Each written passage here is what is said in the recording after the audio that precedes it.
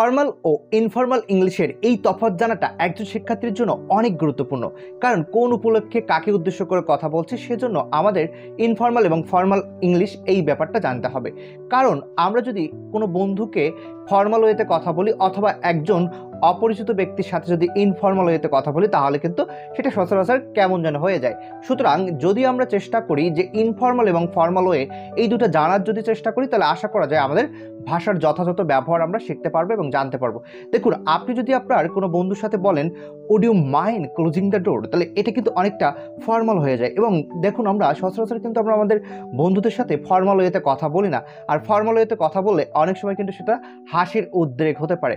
সেজন্য চেষ্টা করবেন যে সবসময় আপনার শ্রোতাকে তাকে উদ্দেশ্য করে তার সাথে ফর্মাল ওয়েতে কথা বলাটা সমুচিত হবে নাকি হচ্ছে ইনফর্মাল ওয়েতে কথা বলাটা ভালো হবে সেটা আপনাকে আগে জানতে হবে।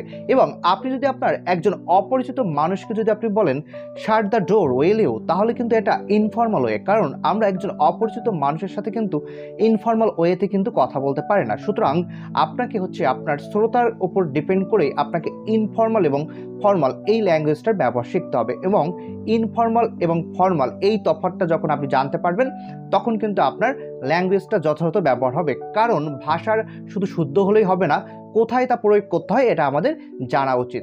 দেখা হবে পরবর্তী ভিডিওতে।